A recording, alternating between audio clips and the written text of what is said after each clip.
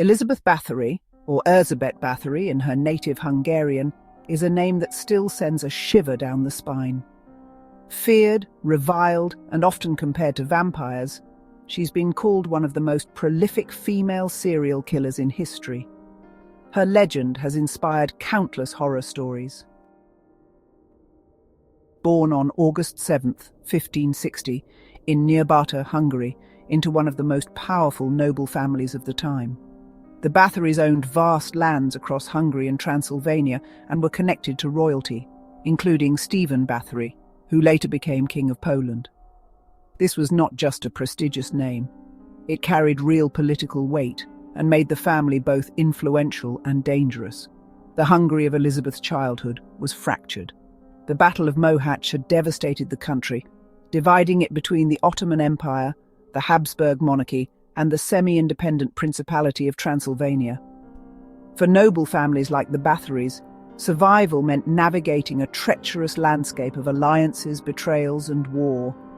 Elizabeth was betrothed at just 10 years old and married by 15 to Ferenc Nadasdy, a nobleman from a respected military family.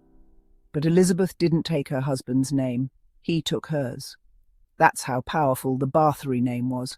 While Ferenc earned a fearsome reputation as the Black Knight of Hungary for his brutal campaigns against the Ottomans, Elizabeth ran the estates. One of these was the now infamous Countess castle. She managed taxes, legal affairs, food production, and local defence. Surviving documents show she was intelligent, educated, and extremely capable. But she was also feared. Even before her husband's death in 1604, rumours circulated about Elizabeth's violent temper and cruel treatment of servants. After his death, those whispers grew louder, turning into accusations. What may have started as harsh but common punishments, slaps, confinement, allegedly escalated into horrifying cruelty. Witnesses described beatings, lacerations, forced exposure to freezing temperatures, and even the use of red-hot irons. The most infamous claim? That Elizabeth bathed in the blood of virgins to maintain her youth. However, historians have noted that this gruesome detail didn't appear in any records until decades after her death. It's likely a later embellishment designed to demonize her even further. As the accusations mounted, they reached King Matthias II of Hungary. In response, he appointed György III, the Palatine of Hungary and Elizabeth's relative by marriage, to investigate. Thurzo held immense power, second only to the king, and he took the role seriously. He gathered hundreds of testimonies from peasants, servants, minor nobles, and former staff. While many of the claims were second-hand or hearsay, others came from direct witnesses who described brutal acts of torture, starvation, and possibly murder. Still, not all evidence was reliable. Some testimonies were extracted under torture, and Elizabeth's high status complicated matters. A public trial risked dragging multiple noble families into scandal, including the king himself. There were powerful motivations to bring Elizabeth down. As a wealthy widow, she controlled vast lands, and King Matthias owed her family a large sum of money. If she were convicted, her property could be seized and the king's debts wiped clean.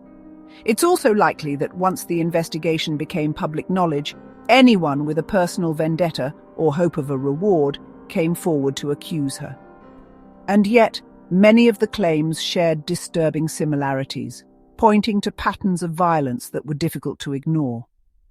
On either December 29 or 30, 1610, Thurzo arrived at Countess Castle with a royal warrant. Some accounts claim he tried to arrest her discreetly. Others describe a dramatic raid where girls were found dead or dying on the premises. While skeptics argue that these may have been sick or injured servants, the discovery of bodies in such a charged atmosphere was damning. Elizabeth was immediately placed under house arrest, not thrown into a dungeon, but confined to her castle under strict surveillance. The formal trials that followed didn't focus on Elizabeth herself, but on her inner circle. 4 close attendants, Dorothea Sentes, Ilona Joe, Janos Ujvari, and Katerina Banica. Some confessed under torture to assisting in beatings and killings. 3 were executed, some in brutal fashion, fingers torn out with red-hot pincers before being burned alive. Elizabeth, however, was never publicly tried. Her arrest and punishment were handled quietly, behind closed doors. Her imprisonment was severe. She was confined to a few rooms in the castle, watched constantly, her world reduced to near solitude. She died there on August 21st, 1614, around the age of 54. According to one report, she simply lay down, said she felt cold, and died in her sleep. No credible evidence of foul play has ever emerged. Even in death, her story didn't rest. Initially buried at Countess, unrest among locals may have led her family to secretly relocate her remains to the Báthory family crypt in Exed. Her final resting place remains unknown, feeding the legend further. Over the centuries, her story morphed into something more monstrous. Gothic tales and vampire lore absorbed her into their ranks. By the 18th and 19th centuries, Elizabeth Báthory had become a mythic symbol of feminine evil, a noble woman turned monster, bathing in blood for eternal youth. Historians today agree that Elizabeth likely oversaw a cruel and abusive household where young servant girls may have suffered horrific treatment. But the most extreme stories, the bloodbaths, the hundreds of victims, are probably myth, fueled by political intrigue, misogyny, and centuries of exaggeration. Elizabeth Báthory remains a haunting paradox. Was she a sadistic killer, a victim of political machinations, or simply a powerful woman caught in the crosshairs of fear and legend? Whatever the truth, her story reminds us that history, horror, and myth are often tangled in ways we may never fully unravel.